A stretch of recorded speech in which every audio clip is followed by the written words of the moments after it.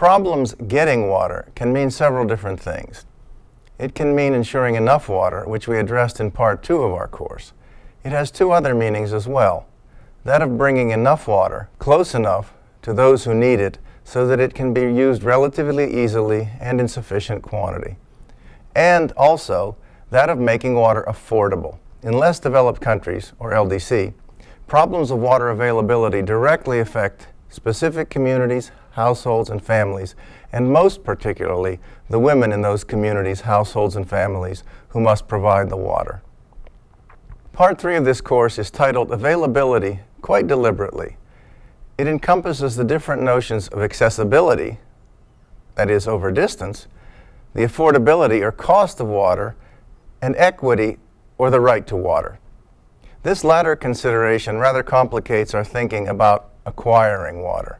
Traditional thinking about water as a common resource is being encroached upon by a view of water as a commodity to be owned and sold. This change in perspective has given rise to the consideration that it is now necessary to explicitly assert a human right to water, to supplement customary informal views. Please examine the treatment of this issue by Sandra Postel in A Water Ethic from 1992 and by Peter Glick in The Human Right to Water of 2007. Water is a political issue. In saying this, I'm not referring to water agreements and disputes between countries or regions. I'm expressly referring to individuals, communities, and organizations of a smaller scale. Limited access to water and limited control over water issues parallels and is part of the general disenfranchisement often experienced by poor people in less developed countries.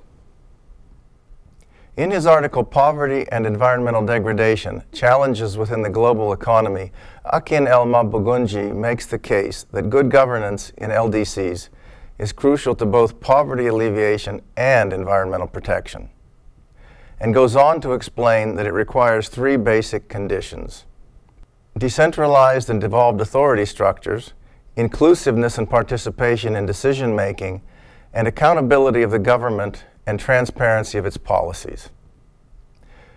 The same can be said for political decision-making on water concerns. Water is also a social and cultural issue.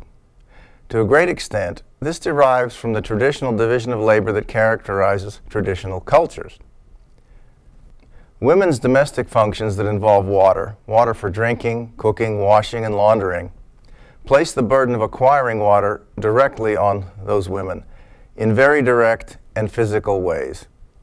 If water is not available in the house, it is women and girls who transport it there from streams, wells, or fountains.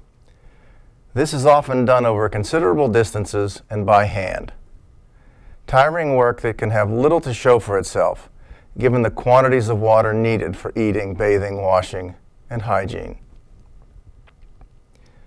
The physical capacity of women and girls is thus an actual constraint on how much water is available for household needs. I don't intend this to be an argument for installing indoor plumbing in every house in poor countries, although I do think that is a very good idea and one that would vastly improve the quality of life of families, especially their female members.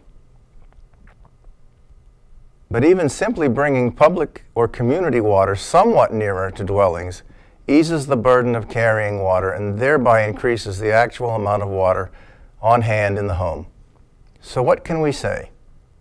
Water, seen by all as a natural phenomenon and made available by varying types of human technology, is not solely either a natural or technical phenomenon. Water in society and water in communities is very much defined by human culture, tradition, and rules.